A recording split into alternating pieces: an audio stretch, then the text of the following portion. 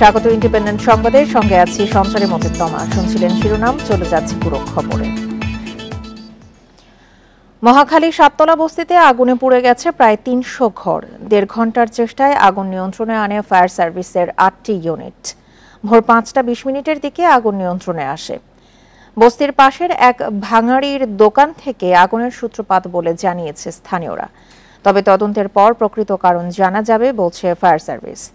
এর আগে স্থানীয়রা জানায় রাত ৩টা ৪০ দিকে আগুন লাগে। সাথে সাথে ফায়ার সার্ভিসকে খবর দেয়া হলেও তাদের ঘটনাস্থলে পৌঁছতে প্রায় আধা ঘন্টা সময় লাগে। প্রথমে সংস্থাটির ৪টি ইউনিট আগুন নিয়ন্ত্রণে আনার কাজ শুরু করে, পরে একে একে আরও ৮টি ইউনিট যোগ দেয়। তবে পর্যাপ্ত জায়গা না থাকায় ৪টি ইউনিট পানি ছেটানোর কাজ করতে পারেনি।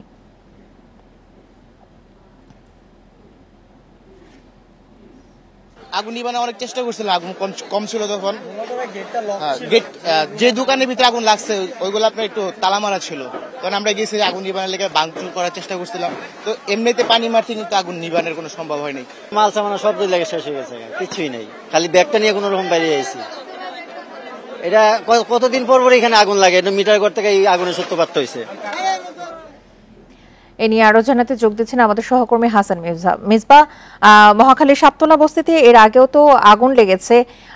আজকের আগুনের ঘটনার সূত্রপাত আসলে কোথা থেকে, আর এই মুহূর্তে আপনি কি অবস্থা দেখতে পাচ্ছেন?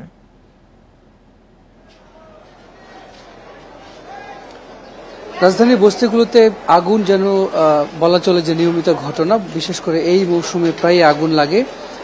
২ সপ্তাহ আগে আমরা দেখেছি যে করাইল বস্তিতে আগুন লেগেছে এবং ওখানেও ২ শতাধিক ঘর পুড়ে গেছে। সাততলা বস্তিতেও একই ঘটনা ঘটেছে। ৩টার পরে মূলত আগুন এখানে লাগে এবং এরপরে ফায়ার সার্ভিস এসে আগুন নেভানোর কাজ শুরু করে। তবে এখানে যেহেতু রাস্তা অনেক সংকীর্ণ, এ কারণে ফায়ার সার্ভিস এরা আসতে কিছুটা বিলম্ব হয়েছে এবং তারা মোট ১২টি ইউনিট এসেছিল, ৪টি ইউনিট কাজ শুরুই করতে পারেনি, কারণ সেই পরিবেশ এখানে ছিল না। তারপরে ৮টি ইউনিটের চেষ্টায় রাত ভোর ৫টা ২০ আগুন নিয়ন্ত্রণে আসে। ততক্ষণে অনেকগুলো ঘর পড়ে গেছে, সেটি একটু আমি দেখাই। এই সাততলা বস্তিতে কয়েকশো ঘর আছে। বেশিরভাগ ঘরের কাঠামো ২ তলা, অর্থাৎ নিচে ইটের একটি কাঠামো কিংবা হালকা পিলার দিয়ে একটি কাঠামো তৈরি করে সেটার উপরে আরও একটি ঘর তারা তৈরি করেন, অর্থাৎ ২ তলা করে এগুলোতে এই বস্তিবাসী তারা এখানে থাকেন। তো এখানেও বিষয়টি তেমন ছিল। আগুন কিভাবে লেগেছে সেটির আসলে ২ ধরনের তথ্য পাওয়া যাচ্ছে। কেউ বলছেন এটি একটি ভাঙাড়ির দোকান ছিল, তবে সবশেষ যেটি জানা গেল যে এখানে আমি একটু দেখাই, ঠিক আপনার ছবিতে যে জায়গাটি দেখতে পাচ্ছেন এখানে বিদ্যুতের এই পিলারের পাশে এখানে একটি মিটার রুম ছিল, যেখানে ৩০ থেকে ৩৫টি মিটার ছিল, যেখানে মূলত অটোরিকশাগুলো চার্জ দেওয়া হতো। এখান থেকে লাইন নিয়ে পাশের একটি গ্যারেজ, সেখানে কয়েকশো অটোরিকশা ছিল, সেই জায়গাটিতে নিয়ে চার্জ দেওয়া হতো। এখানে স্থানীয় যারা আছেন তারা বলছেন যে মূলত আগুনের সূত্রপাত এখানে, এরপরে পাশে একটি ভাঙাড়ির দোকানে আগুন লাগে এবং তারপরে মূলত আগুনটি ছড়ায়। অর্থাৎ বস্তিতে আগুন লাগার ক্ষেত্রে আমরা প্রায় দেখি যে এখানে বৈদ্যুতিক যে সংযোগগুলো থাকে সেই সংযোগগুলো খুবই নড়বড়ে অবস্থায় থাকে এবং সেটি নানান পদ্ধতিতে সেগুলো তার ব্যবহার করে থাকেন এবং খুবই ঝুঁকিপূর্ণ। পাশাপাশি গ্যাস থেকেও লাগে। গত কয়েকদিন আগে করাইল বস্তিতে সেই আগুনটি ছিল। জানতে চাই, আপনি বলছিলেন যে এই বৈদ্যুতিক খুঁটি থেকে তারের সংযোগের মাধ্যমে অটোরিকশা চার্জ দেওয়ার একটা গ্যারেজ ছিল এখানে। এই বস্তিতে যখন আগুন লেগেছে সেই গ্যারেজও কি পুড়ে গেছে?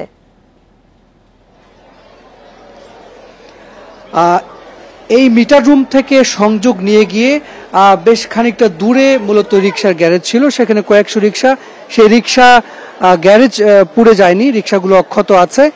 আর ততক্ষণে ফায়ার সার্ভিস চলে এসেছে এবং ৮টি ইউনিটের চেষ্টায় আগুন আসলে ততক্ষণে নিয়ন্ত্রণে আসে। রিক্সার গ্যারেজটি আসলে পুড়ে যায়নি। এর মধ্যে অন্যান্য যে এখানে প্রায় ২ থেকে ৩০০ ঘর পুড়ে গেছে এবং যারা যেহেতু রমজান মাস অনেকেই সেহরির জন্য উঠেছিলেন, ফলে প্রাণহানির যে বিষয়টি সেটি আসলে এখানে হয়নি। তবে যে ঘরগুলোতে আগুন লেগেছে সেই ঘরে যা ছিল মোটামুটি সবই একেবারে পুরোপুরিভাবে পুড়ে গেছে। এখানে আসার পরে একজনের সঙ্গে কথা হচ্ছিল, তিনি বলছিলেন যে তার এখানে 2টি ঘর, অর্থাৎ তার পুরো পরিবার এখানে 6 থেকে 7 জন এখানে বসবাস করেন। তিনি তার কাঁধে আমরা একটি ব্যাগ দেখলাম, ছোট্ট একটি ব্যাগ, সেখানে জরুরি কিছু কাগজ আছে। এর বাইরে তার বাসায় যা ছিল সে সব কিছু আসলে পুড়ে গেছে। একই অবস্থা আসলে সবারই। এখানে ফায়ার সার্ভিস এই মুহূর্তে যে উদ্ধার কার্যক্রম সেটি আসলে চালাচ্ছে এবং ক্ষয়ক্ষতি কারণ তারা নিরূপণ করবে। পাশাপাশি আগুন লাগার যে বিষয়টি সেটি নিয়েও তারা তদন্ত কমিটি করবে এবং সেটি তারা পরবর্তীতে হয়তো জানাবে। তবে এখানে যে বিষয়টি বস্তিবাসী বলছেন যে বস্তিতে বৈদ্যুতিক যে সংযোগগুলো থাকে সেই সংযোগগুলো নিয়ে তারা একজনের হয়তো ভুল হয়, সেই ভুলের মাসুল আসলে সবাইকে দিতে হয়।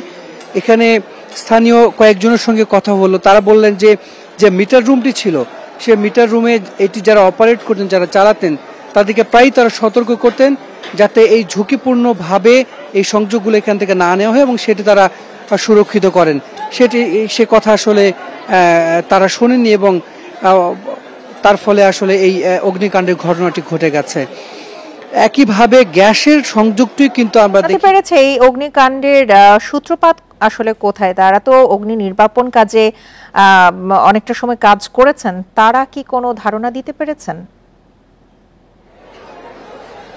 এই ধরনের ঘটনায় ফায়ার সার্ভিস আসলে একেবারে শুরুতে কোনো ধরনের আগুন কিভাবে লেগেছে, কোথা থেকে লেগেছে, সূত্রপাত কি সেটি আসলে জানায় না।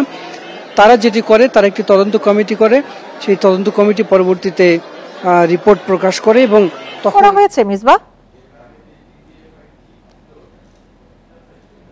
জি আমি আপনার প্রশ্নটি বুঝতে পারিনি। মিসবাহ, তদন্ত কমিটি গঠন করা হয়েছে কিনা? তদন্ত কমিটি করা হয়েছে। ফায়ার সার্ভিস বলেছে যে তারা একটি তদন্ত কমিটি করেছেন। সেই তদন্ত কমিটি মূলত পরবর্তী যে প্রক্রিয়াগুলো এখানে আছে, আগুন কিভাবে লেগেছে সেটি তারা দেখবেন।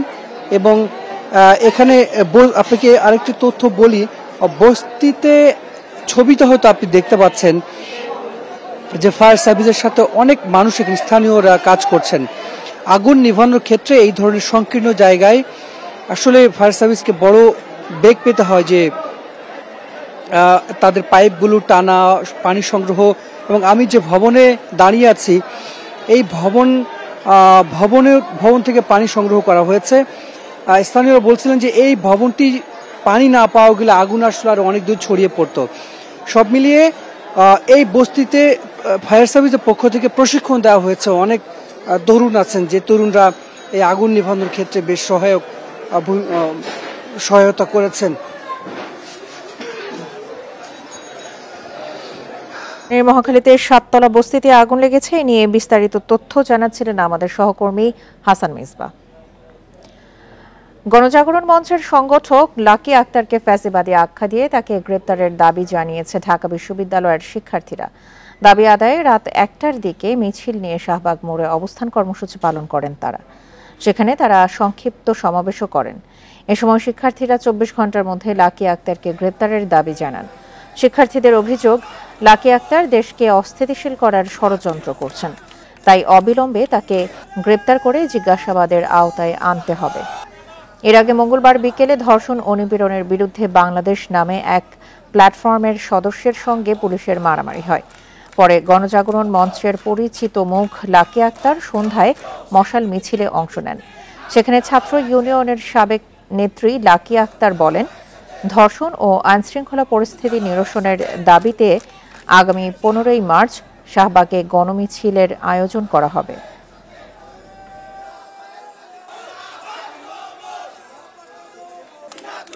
খুনিদের বিচার করার কোনো খবর নাই, উল্টা দিকে নিজ দলে আওয়ামী লীগকে পুনর্বাসন করতেছে ঢালাওভাবে। আবার আর এক দিক দিয়ে যারা দুর্বল, যারা শুধুমাত্র ন্যায়ের দিকে তাকে আন্দোলনে অংশগ্রহণ করেছে তাদের বিরুদ্ধে বিষোদ্গারমূলক বক্তব্য দেয়। রাজধানীর হোটেল ইন্টারকন্টিনেন্টালের সামনে পুলিশ ও ধর্ষণ বিরোধী আন্দোলনকারীদের সংঘর্ষ হয়েছে। মঙ্গলবার বেলা 3:30টার দিকে প্রধান উপদেষ্টার কাছে স্মারকলিপি দিতে গেলে আটকে দেয় পুলিশ, বাঁধে সংঘর্ষ। এক পর্যায়ে লাঠিচার্জ করে পুলিশ। এই সংঘর্ষে আহত হয়েছে বেশ কয়েকজন। কয়েকদিন ধরেই ধর্ষণ বিরোধী আন্দোলনে সোচ্চার শিক্ষার্থী সহ নানা শ্রেণী পেশার মানুষ। এর ধারাবাহিকতায় মঙ্গলবার প্রধান উপদেষ্টার বাসভবন অভিমুখে গণপদযাত্রা শুরু করে শিক্ষার্থীরা। পদযাত্রাটি শাহবাগ মোড় অতিক্রম করে ইন্টারকন্টিনেন্টাল হোটেলের পাশে গেলে পুলিশ তাদের বাধা দেয়। তৈরি হয় সংঘর্ষ। মিছিলকারীদের ছত্রভঙ্গ করতে লাঠিপেটা শুরু করে পুলিশ।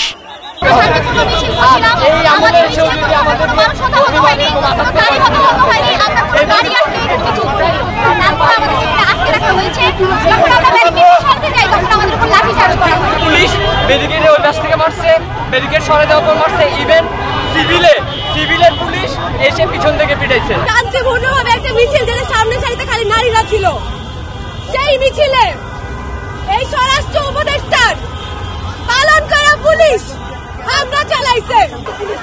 তবে পুলিশের অভিযোগ, বিক্ষোভকারীরা হামলা চালিয়ে রমনা অঞ্চলের সহকারী পুলিশ কমিশনার সহ 5 জনকে আহত করেছে। আমাদের যে এসি ছিল, এসি রমনা মামুন, তাকে পাশে ও মানে খেয়াল করে না, ওকে ব্যাপক আকারে ফিরেছে। এই পিটানো গেঞ্জি সব ছিঁড়ে গেছে। আমাদের কয়েকজন বেশ কিছু সদস্য 8-10 জন যারা আহত হয়েছে কেউ না। আমাদের দোষ এখানে একটাই, সেটা হচ্ছে তাদেরকে যাইতে দেয় নাই, আমরা দাঁড়াইছি। নারীর প্রতি সহিংসতা, ধর্ষণ ও নির্যাতনের বিচারের দাবিতে শাহবাগে অবস্থান নেয় রাজধানীর 30টি কলেজের শিক্ষার্থীরা। ধর্ষকের সর্বোচ্চ শাস্তি সহ 9 দফা দাবি তাদের। আল আমিন হোসেন, ইন্ডিপেন্ডেন্ট নিউজ, ঢাকা। বিচারের মাধ্যমেই আওয়ামী লীগের ফয়সালা করতে হবে বলে দাবি জানিয়েছেন জাতীয় নাগরিক পার্টির আহ্বায়ক নাহিদ ইসলাম। এই প্রশ্নে সব দলের ঐক্য চান এনসিপির নেতারা। রাজনীতিবিদ, পেশাজীবীদের সম্মানে দলটির ইফতার অনুষ্ঠানে এসব কথা বলেন তারা। এছাড়া ফ্যাসিবাদের দোসরদের বিচারও দ্রুত সময়ে চান এনসিপি।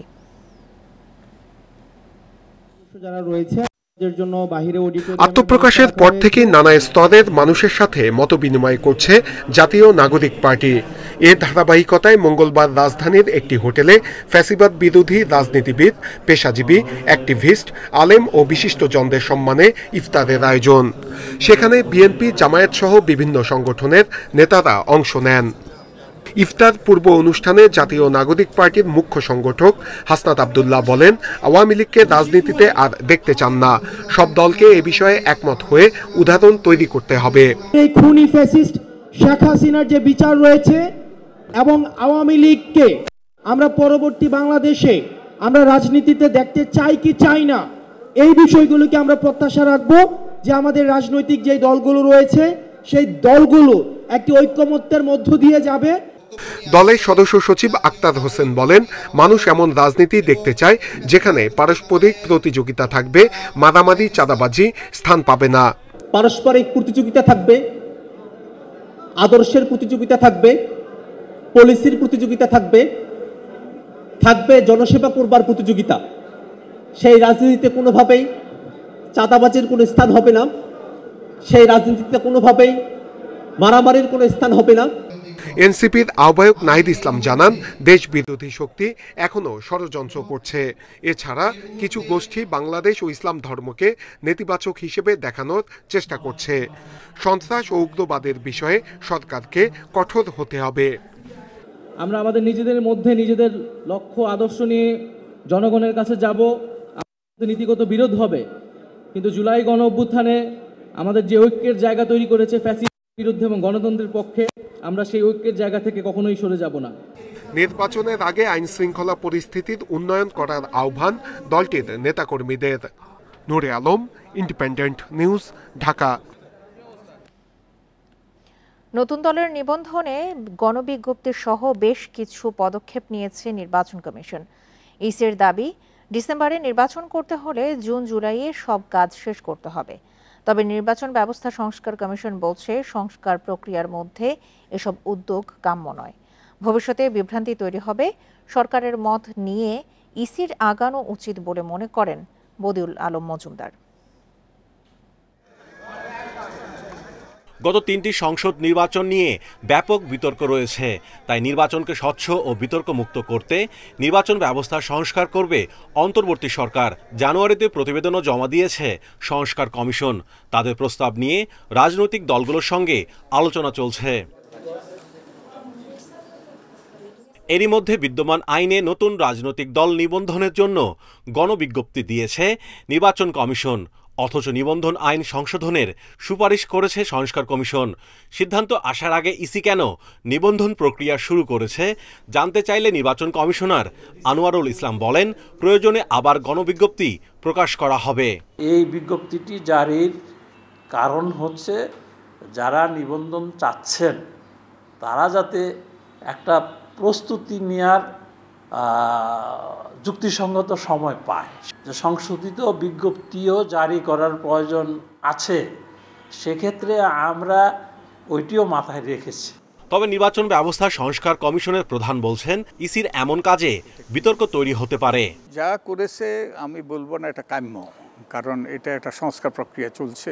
এটা তারা সরকারের সাথে আলাপ আলোচনা করা দরকার ছিল বলে আমি মনে করি। একটা তো অস্পষ্টতা, একটা যে এইখানে মানুষের মধ্যে একটা বিভ্রান্তির সৃষ্টি হতে পারে, তো একটু অপেক্ষা করলে আমার মনে হয় ভালোই হতো। ইসি বলছে, সরকার আভাস না দিলেও ডিসেম্বরে নির্বাচন ধরে কাজ এগিয়ে রাখছে কমিশন। তবে ভিন্নমত নির্বাচন ব্যবস্থা সংস্কার কমিশন প্রধানের। এই জায়গাটায় সরকারের সাথে আমাদের কোনো যোগাযোগ বা সংস্কার কমিশনের সাথে আমাদের কোনো যোগাযোগ নেই।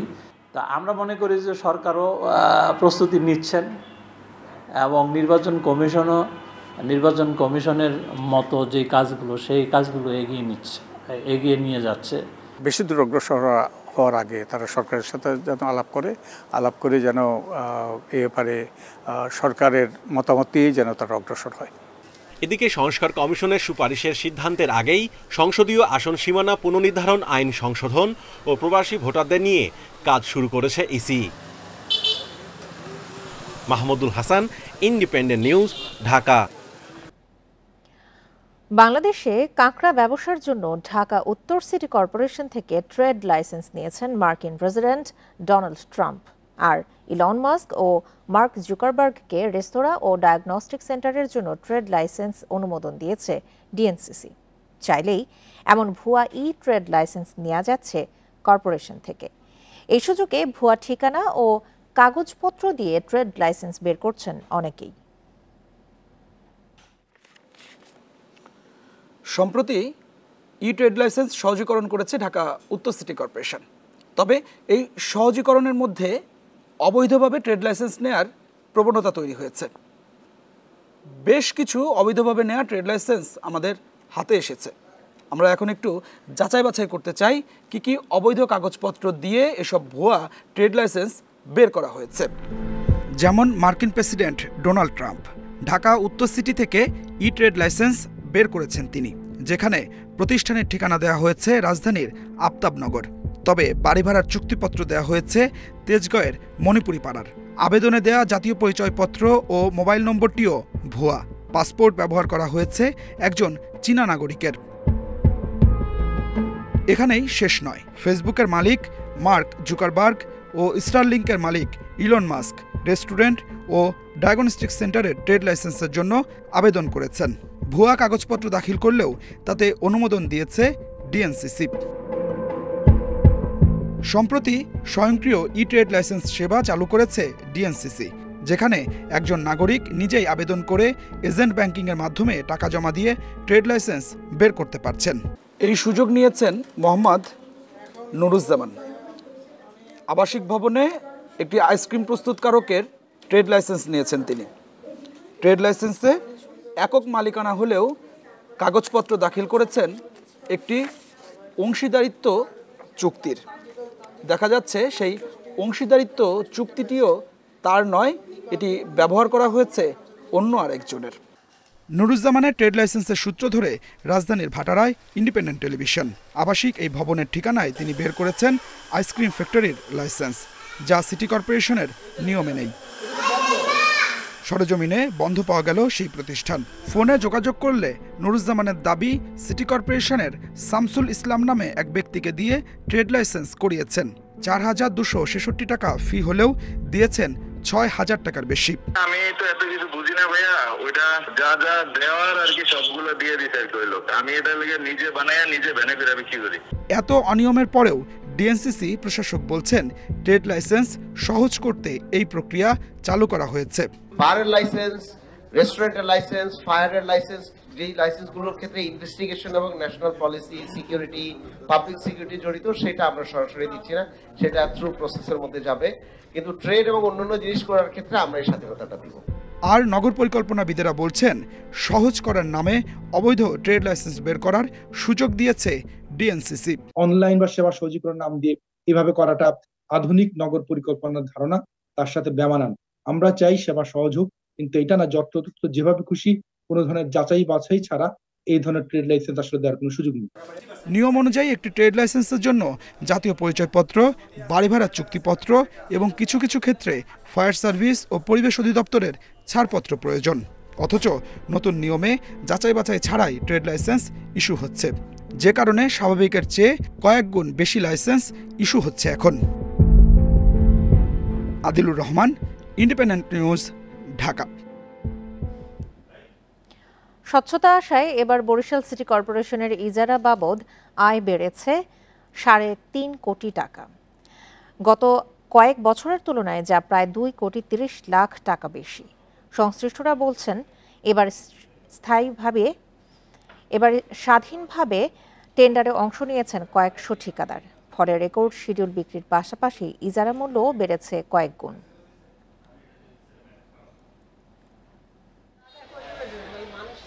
2024 সালে বরিশাল জেলা মৎস্য বাজার থেকে ইজারা বাবদ আয় হয় 10 লাখ টাকা। তবে এবার বাজারটি ইজারা হয়েছে 70 লাখ টাকায়। একইভাবে রূপাতলী হাউজিংয়ের বাজারে গতবারে 74,000 টাকার তুলনায় এবার ইজারা দেওয়া হয়েছে 20 লাখ টাকায়। প্রশাসন সর্বোচ্চ নিরাপত্তা দেয় 15 বছর পর দরপত্রে স্বাধীনভাবে অংশ নিয়েছেন সবাই। সেজন্য এবার প্রায় 2,30,00,000 টাকা বেশি রাজস্ব আয় হয়েছে। পুরো প্রক্রিয়ার স্বচ্ছতা এসেছে বলছেন কর্মকর্তারা।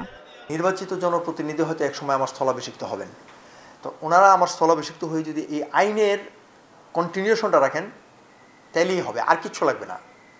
এখন উনি যদি এসে আবার কোনো দলের লেজবৃত্তি করে, স্বজনবৃত্তি করে, তাহলে সেই ঘুরে ফিরে আগের অবস্থায় চলে আসবে। অনেকের দাবি, বাস্তবতা না বুঝে বেশি দামে ইজারা দিলে ফল ভুগতে হয় জনগণকে। তবে ঠিকাদাররা বলছেন, আগে মেয়রের নির্ধারিত ব্যক্তিদের ইজারা দেওয়া হতো, এবার স্বাধীনভাবে ইজারা নেয় দর উঠেছে ভালো। রেট বাড়তেই পারে, কিন্তু যেটা যেভাবে বাড়ছে এইটার লাস্ট রেজাল্ট হবে জনগণ সাফার। যে পরিমাণ আয় তার সাথে সঙ্গতি রেখেই ইজারাদাররা তাদের দর দিয়েছেন। প্রত্যেকবারে যদি এরকম উন্মুক্ত দরপত্র হয় তাহলে দেখা যাবে এরকম হবে। দরপত্রের স্বচ্ছতা আনতে ই টেন্ডার পদ্ধতি চালুর কথা জানান প্রধান নির্বাহী কর্মকর্তা। ই টেন্ডার দিলে তাহলে আর আমাদের এখানে টেন্ডার ফেলতে হবে না, যার জন্য লোকজন স্বতঃস্ফূর্তভাবে সবাই অংশগ্রহণ করতে পারবে। আমরা এটা আলোচনা করেছি এবং আমরা সিদ্ধান্ত মোটামুটি অনেকটা ফাইনাল করেছি। 68 বর্গ কিলোমিটার আয়তনের বরিশাল মহানগরে ইজারাযোগ্য হাটবাজার, পুকুর ও টার্মিনালের সংখ্যা 26টি। Independent news. জাতিসংঘ মহাসচিবের বাংলাদেশ সফর রোহিঙ্গা ইস্যুতে বিশেষ ভূমিকা রাখবে। বিশ্লেষকেরা বলছেন, আন্তর্জাতিক সম্প্রদায়ের আগ্রহ ধরে রাখতে ও তহবিল আদায়ে কার্যকরী হবে। কূটনীতিকদের আশা, মিয়ানমারের শান্তি প্রতিষ্ঠায় প্রতিবেশী দেশগুলোকে একযোগে কাজ করার পরামর্শ দিতে পারেন অ্যান্টোনিও গুতেরেস। যুদ্ধে জড়িয়েছে ইসরায়েল, ফিলিস্তিন, রাশিয়া ও ইউক্রেন। এর রেশ ছড়িয়েছে ইউরোপ, আমেরিকাতেও। আর বাংলাদেশের জন্য বড় সংকট মিয়ানমারের জাতিগত সংঘাত। আশ্রয় নেওয়া 12 লাখ রোহিঙ্গা এখন বোঝায় পরিণত হয়েছে, কারণ দিন দিন কমছে আন্তর্জাতিক সহায়তা তহবিল। রোহিঙ্গা গণহত্যার বিচারের প্রক্রিয়াও এগোয়নি। এমন পরিস্থিতিতে 13 মার্চ 4 দিনের সফরে আসছেন জাতিসংঘের মহাসচিব অ্যান্টোনিও গুতেরেস। কক্সবাজার আশ্রয় শিবির পরিদর্শন করবেন তিনি। বিশ্লেষকরা বলছেন, মিয়ানমারের স্থিতিশীলতার জন্য দিক নির্দেশনা দিতে পারেন গুতেরেস। ওয়ার্ল্ড কমিউনিটি যেটা আমরা বলি, তাদের প্রতি তার একটা আহ্বান থাকা দরকার, কারণ রোহিঙ্গাদের সমস্যাটা আমরা বলে রোহিঙ্গারা they are the most persecuted people in the world, কিন্তু এর মধ্যে দিয়ে যে কোনো সমাধান আসবে সেটা আমি আশা করছি না। একটা বড় ধরনের অর্থনৈতিক চাপ না আসলে কিন্তু মিয়ানমার থেকে আমরা কোনো সমাধান আশা করছি না আর কি চট করে, বাট চাপটা তো আমাদেরকে রাখতে হবে। জাতিসংঘকে রোহিঙ্গা বিষয়ক আন্তর্জাতিক সম্মেলনের আয়োজনের অনুরোধ জানিয়েছে বাংলাদেশ। এবছর কাতারের দোহায় হতে পারে আয়োজন। বিশ্লেষকরা বলছেন, গুতেরেসের বাংলাদেশ সফর সম্মেলন আয়োজন ও তহবিল সংগঠনে ভূমিকা রাখবে। একেবারে যেহেতু সর্বোচ্চ পর্যায় থেকে ভিজিটটি হচ্ছে, সেই ক্ষেত্রে অন্যান্য যারা রয়েছে ইউরোপিয়ান ইউনিয়ন থেকে শুরু করে ইউরোপের বিভিন্ন রাষ্ট্র বা অন্যান্য যে দেশগুলো রয়েছে জাতিসংঘের সদস্য রাষ্ট্র, যারা শরণার্থীদের ব্যাপারে এক ধরনের তাদের একটা সহানুভূতি থাকে বা সাপোর্টগুলো থাকে, অর্থনৈতিক সাপোর্টগুলো থাকে, সেখানে হয়তো কিছুটা ভূমিকা রাখতে পারে। এর আগে 2018 সালে বাংলাদেশ সফরে আসেন Antonio Guterres. Nafizullah, independent news, Dhaka. মাগুরায় শিশু ধর্ষণের মামলায় গ্রেপ্তার 4 আসামির মধ্যে 3 জনের ডিএনএ পরীক্ষার নমুনা সংগ্রহ করা হয়েছে। মঙ্গলবার সকালে তাদের ঢাকায় সিআইডির ডিএনএ প্রোফাইলিং ল্যাবরেটরিতে নমুনা সংগ্রহ করা হয়। মাগুরার অতিরিক্ত পুলিশ সুপার মিরাজুল ইসলাম জানান, জাহেদা আক্তার ছাড়া আসামি হিটু শেখ, সজীব শেখ, রাতুল শেখের ডিএনএ নমুনা সংগ্রহ করা হয়েছে। পরে তাদের মাগুরা জেলা কারাগারে ফিরিয়ে নেওয়া হয়। এর আগে রোববার মধ্যরাতে মামলার প্রধান আসামি হিটু শেখকে 7 দিন এবং বাকি 3 আসামিকে 5 দিনের রিমান্ডে নেয় পুলিশ। বৃহস্পতিবার মাগুরায় বোনের বাড়িতে বেড়াতে গিয়ে ধর্ষণের শিকার হয় 8 বছরের ওই শিশু।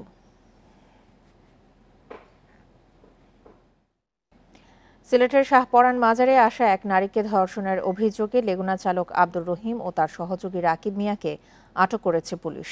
মঙ্গলবার ভোরে বিমানবন্দর থানার ছড়াগাং এলাকায় এই ঘটনা ঘটে। পুলিশ জানায়, ভুক্তভোগী ওই নারী শাহপরান মাজারে ঘুরতে আসেন।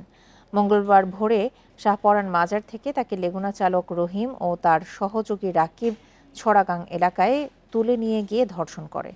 এ ব্যাপারে ভুক্তভোগী ওই নারী মৌখিকভাবে অভিযোগ করলে অভিযান চালিয়ে লেগুনা চালক রহিম ও সহকারী রাকিবকে আটক করা হয়। প্রাথমিক জিজ্ঞাসাবাদে আটককৃতরা ধর্ষণের কথা স্বীকার করেছে বলে জানায় পুলিশ। ধর্ষণের শিকার ওই নারী বর্তমানে Sylhet MAG Osmani medical college হাসপাতালের ওয়ান স্টপ ক্রাইসিস সেন্টারে ভর্তি রয়েছেন। মাজারে ঘুরতে আসা এক নারীকে নিয়ে চলে যাওয়া হচ্ছে আপনার খাদিম চা বাগানে সরাগাং নামক স্থানে। তো ওখানে নিয়ে ওরা তাকে রেপ করে। সূত্র ধরে আমরা খুঁজতে খুঁজতে লেগুনা ড্রাইভার এবং ওই যে সহযোগী তাকে আমরা কিন্তু আটক করেছি। তারা স্বীকারও করেছে তারা আপনার হচ্ছে যে নিজেরা ধর্ষণ করেছে। হাবিবুল্লাহ বাহার কলেজের শিক্ষক সাইফুর রহমান ভূঁইয়া হত্যায় জড়িত অভিযোগে 2 জনকে আটক করেছে পুলিশ। মঙ্গলবার সন্ধ্যায় ফরিদপুর থেকে তাদের আটক করা হয়। উত্তরখান থানার ভারপ্রাপ্ত কর্মকর্তা জিয়াউর রহমান জানান, হত্যায় অভিযুক্ত রূপা ও নাজিম দম্পতিকে আটক করা হয়েছে। তাদের জিজ্ঞাসাবাদ করা হচ্ছে। পুলিশ জানায়, উত্তরখান এলাকায় ভাড়া বাসায় খুন হন শিক্ষক সাইফুর রহমান ভূঁইয়া। ওই ফ্ল্যাটে কয়েকদিন আগে নাজিম ও রূপা দম্পতি আশ্রয় নেন। সোমবার ভোরে তারাই সাইফুর রহমানকে খুন করে পালিয়ে যায়। পরে ঢাকা থেকে পালিয়ে ফরিদপুরে আত্মগোপন করে।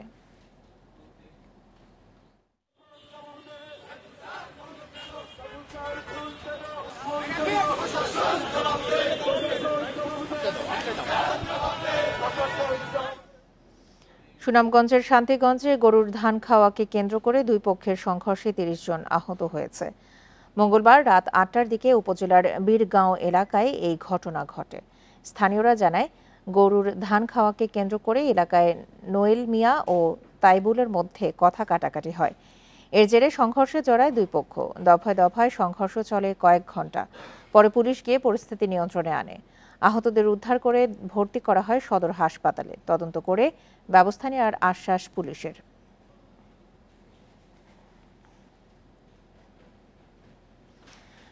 গত বছরের তুলনায় এবার ভোজ্য তেল আমদানি হয়েছে বেশি। তবুও বাজারে তেলের সংকট কাটছে না। প্রশাসন বলছে এটা কৃত্রিম সংকট। সরকারের পক্ষ থেকে নির্ধারিত দামে তেল বিক্রির জন্য হুঁশিয়ারি দিলেও বাজারে কমেনি অস্থিরতা। এদিকে ভোজ্য তেল ও সয়াবিনের বীজ বোঝাই জাহাজ সাগরে ভাসিয়ে রেখে মজুতেরও অভিযোগ উঠেছে। চলতি রমজানের আগে থেকে শুরু হয় বাজারে ভোজ্য তেল নিয়ে অস্থিরতা, বাড়তে থাকে দাম। খোলা বাজারে দেখা দেয় সংকট। দেশের ভোগ্যপণ্যের সবচেয়ে বড় পাইকারি বাজার চট্টগ্রামের খাতুনগঞ্জেও দেখা দেয় সংকট। হিসাব বলছে দেশে প্রতি মাসে সয়াবিনের চাহিদা থাকে গড়ে ৮৭,০০০ টন। রোজায় এই চাহিদা কিছুটা বাড়ে, তবে গত জানুয়ারি ও ফেব্রুয়ারিতে আমদানি করা হয়েছে প্রায় ৩.৫ লাখ টন তেল, যা আগের বছরের তুলনায় ৫% বেশি। এছাড়া আরও কিছু তেল জাহাজ থেকে খালাসের অপেক্ষায় আছে। ৩,৪২,৫০০ মেট্রিক টনের মতো তেল গত শুধু জানুয়ারি এবং ফেব্রুয়ারি এই 2 মাসে এসছে। এর বাইরেও আমাদের আউটার অ্যাঙ্কারেজে বর্তমানে 7টা জাহাজ আছে, যেগুলোতে প্রায় ৮৪,০০০ মেট্রিক টন ভোজ্য তেল আছে। এগুলা পর্যাপ্ত এবং গতবারের সাথে যদি আমরা তুলনা করি তাহলে 4 to 5% বেশি এসছে। আমদানিতে এমন রেকর্ডের পরও ঠিক বিপরীত চিত্র দেখা যাচ্ছে খাতুনগঞ্জে। চাহিদা অনুযায়ী তেল মিলছে না বাজারে, একেবারে উধাও বোতলজাত সয়াবিন তেল। আমদানি বেশি হচ্ছে যে এটা তো আমরা বুঝতে পারতেছি না, কারণ এখানে যদি এসআরের লোক আসতো তাহলে আমরা বুঝতে পারতাম যে ঠিক আছে আমরা তেল পাচ্ছি, কারণ আমরা পাচ্ছি না। এগুলো সিন্ডিকেট করে এখানে তেল দিতেছে না বাজারে আমদানি লাগবে 50 কার্টন, আপনাকে 2 কার্টন, এগুলো হইতেছে এখানে হইতেছে না। এই অবস্থায় ব্যবসায়ীদের নিয়ে সভা করে অতিরিক্ত দামে তেল বিক্রির বিরুদ্ধে কঠোর হুঁশিয়ারি দেয় প্রশাসন। গুদাম পর্যায়ে মোবাইল কোর্ট সাঁড়াশি অভিযান চলবে। এদিকে ব্যবসায়ীরা বলছেন পরিস্থিতি স্বাভাবিক করতে আসল জায়গায় হাত না দিলে বাজারে ভোজ্য তেল সরবরাহে প্রভাব পড়বে না। মেস্টার যদি ডিলারের উপরে যদি যায় তাহলে করোনা বুঝতে পারে, কোম্পানি সরাসরি কোম্পানির কাছে যেতে হবে, বড় বড় কোম্পানি যেগুলো আছে ওখানে যেতে হবে, ওখানে গেলে করোনাটা বের হয়ে আসবে। কেন পাচ্ছি না আমরা মালটা? সমুদ্রে সয়াবিন সিড নিয়ে বেশ কিছু ছোট জাহাজ রয়েছে, যা সংকট নিরসনে কিছুটা সহায়তা করবে বলে মনে করছেন সংশ্লিষ্টরা। আলমগীর সবুজ, ইন্ডিপেন্ডেন্ট নিউজ, চট্টগ্রাম। অন্যান্য বছরের মতো এবছরও গণ ইফতারের আয়োজন করেছে চট্টগ্রামের আন্দরকিল্লা শাহী জামে মসজিদ কর্তৃপক্ষ। এই ইফতার আয়োজনে প্রতিদিন অংশ নেন ৩,০০০-এর বেশি মানুষ। 2 যুগ আগে ক্ষুদ্র পরিসরে শুরু হওয়া এই গণ ইফতার এখন পরিণত হয়েছে ধনী গরিবের মিলন মেলায়। 1996 সালে ঐতিহ্যবাহী আন্দরকিল্লা শাহে জামে মসজিদের খতিব মাওলানা সৈয়দ মোহাম্মদ আনোয়ার হোসাইন তাহের জাবিরি আল মাদানির উদ্যোগে হাতে গোনা কয়েকজন রোজাদার নিয়ে গণ ইফতার চালু হয়েছিল। পরবর্তীতে এই ইফতার আয়োজনে বাড়তে থাকে রোজাদারদের অংশগ্রহণ। সেই ইফতার আয়োজনের পরিধি বেড়েছে কয়েক গুণ। প্রতিদিন বিকেলে এই মসজিদে ইফতার করতে সমবেত হন নানা শ্রেণী পেশার মানুষ। প্রতিদিন অন্তত ৩,৫০০ মুসল্লি একসাথেই ইফতার করেন এখানে। ইফতারের টাইম হলো দোয়া কবুলের সময়, এজন্য আমি বছর 2-1বার হলো আন্দুল্লাহ শাহী জামে মসজিদে ইফতার করার জন্য আসি। আসলে মূলত এই দোয়ার উদ্দেশ্যে এখানে আসা। এখানে একটা সুন্দর পরিবেশ সৃষ্টি হয়েছে আমাদের খতিব মহোদয়ের মাধ্যমে। এটা বলা যায় একটা মিলন মেলা, মুসলমানদের একটা মিলন মেলা। প্রতিদিন ভোর 6টা থেকে এখানে ইফতার তৈরির কাজ শুরু করেন 12 জন বাবুর্চি। শরবত, পেঁয়াজুর, বেগুনি, খেজুর, জিলাপি, মুড়ি, আলুর চপ সহ মোট 10 পদের ইফতার দেওয়া হয় প্রতিজন মুসল্লিকে। এসব সামগ্রীর জন্য গোপনে টাকা দেন সমাজের গুণীজনরা। 550 বছর আগের মসজিদ, মোগল আমলের মসজিদ। এই মসজিদের মধ্যে 2টি গুরুত্বপূর্ণ বিষয় আছে। একটা হচ্ছে মোগল আমলের মসজিদ, আর এই মসজিদের যারা খুতবা দিত তারা প্রত্যেক রাসূলের বংশধর ছিল। শুধু ইফতার করতে আসা লোকজনই নন, স্বেচ্ছায় শ্রম দিয়ে অন্যরকম প্রশান্তি পান এই আয়োজনের সাথে জড়িতরা। ওরা সারাদিন পরে রান্না বান্না করে দেয়, রাত আসরের সময় ইফতারের আগে করে আমাদেরকে রান্নাগুলো এখানে পাক শাক করে এখানে আনে দেয়, সেখান থেকে আমরা বন্টনটা করি। চট্টগ্রাম বিজয়ের স্মৃতি ধরে রাখতে সম্রাট আওরঙ্গজেবের নির্দেশে শায়েস্তা খান 1667 খ্রিস্টাব্দে আন্দরকিল্লা শাহে জামে মসজিদ নির্মাণ করেন। মোঘল স্থাপত্য রীতিতে এই মসজিদ সমতল ভূমি থেকে প্রায় 30 ফুট ওপরে পাহাড়ের চূড়ায় নির্মাণ করা হয়। Independent news. ঈদুল ফিতরকে সামনে রেখে রাজধানীর দোকানগুলোতে আসতে শুরু করেছে ছেলেদের বিভিন্ন বৈচিত্র্যময় পোশাক। এর মধ্যে প্রধান আকর্ষণ হিসেবে আছে পাঞ্জাবি, কাবলি ও পাঞ্জাবি স্যুট। এদিকে গরমকে প্রাধান্য দিয়ে পোশাকে ব্যবহার করা হয়েছে বিভিন্ন ধরনের প্রিমিয়াম কাপড়। উৎসবে পাঞ্জাবি পুরুষদের প্রিয় পোশাক। এই পোশাক যেমন আরামদায়ক, তেমনি ফ্যাশন অনুষঙ্গ হিসেবেও জনপ্রিয়। ঈদের নামাজে পাঞ্জাবি তাদের প্রধান আকর্ষণ থাকে। প্রতিবারের মতো এই ঈদেও ছেলেদের পোশাকে প্রধান আকর্ষণ পাঞ্জাবি, কাবলি ও পাঞ্জাবি স্যুট। ঈদ পরবর্তী পার্টি ও আড্ডায় উপস্থিতির জন্য বিভিন্ন দোকানে আনা হয়েছে ঈদ ফেস্টিভ্যাল পার্টি ড্রেস, যার মধ্যে রয়েছে Punjabi suit, pattern variation kurta, premium kurta suit. এইবার নতুন বেশ কিছু ডিজাইন আসছে, যেগুলো দেখে মোটামুটি ইউনিক মনে হচ্ছে। ভালো লাগছে, নিচ্ছি। আমি সুতি পাঞ্জাবি করছি, কারণ সামনে গরম সিজন আসতেছে। আমি যেগুলো পছন্দ করলাম, কিছুটা দাম আর কি আছে সহানুভূতি, মানে সহনশীল। কিছু ব্র্যান্ড শপ আছে যেগুলোতে পাঞ্জাবির দাম অনেক বেশি, মানে গত বছরের তুলনায় একটু বেশি মনে হচ্ছে। এদিকে গরমকে প্রাধান্য দিয়ে পুরুষদের পাঞ্জাবি বানাতে নানান ডিজাইন এবং ভালো মানের কাপড় ব্যবহার করেছে পোশাক তৈরির প্রতিষ্ঠানগুলো। এবছর দামও সহনশীল পর্যায়ে রাখা হয়েছে বলে দাবি ব্যবসায়ীদের। লাস্ট ইয়ার অনুযায়ী এবার আমাদের ডিফারেন্স একটু কালেকশন আছে, যেমন কাবলি আছে, তারপর কিছু হাতে কাফ লাগানো থাকে, তারপর হচ্ছে স্লিম ফিট পাঞ্জাবি আছে, তারপর রেগুলার ফিট পাঞ্জাবি আছে, তারপর এক্সিকিউটিভ পাঞ্জাবি আছে। ফ্যাব্রিক বরাবরই আমরা কটন কাপড়ে করে থাকি, এরপরে কিছু সিল্কের থাকে বা কিছু মিক্স কটন থাকে। আর আমরা বরাবরই যেটা গরমের জন্য আরামদায়ক হয় সেই ফেব্রিক্সটা আমরা করার চেষ্টা করি সবসময়। এবার কাপড়ে বৈচিত্র্যময় রং নির্বাচন করার পাশাপাশি নিখুঁতভাবে হাতের কাজ, এমব্রয়ডারি, ব্লক প্রিন্ট ও ডিজিটাল প্রিন্টের মাধ্যমে ঈদের কালেকশন সাজানো হয়েছে। Amirul Islam, independent news, Dhaka. আর এই ছিল এখনকার মতো ইন্ডিপেন্ডেন্ট সংবাদে। ইন্ডিপেন্ডেন্ট টেলিভিশনের সব খবর আরও বিস্তারিত জানতে চোখ রাখুন ফেসবুক, ইউটিউব এবং এক্সে। ধন্যবাদ সবাইকে, আমন্ত্রণ পরের আয়োজনে।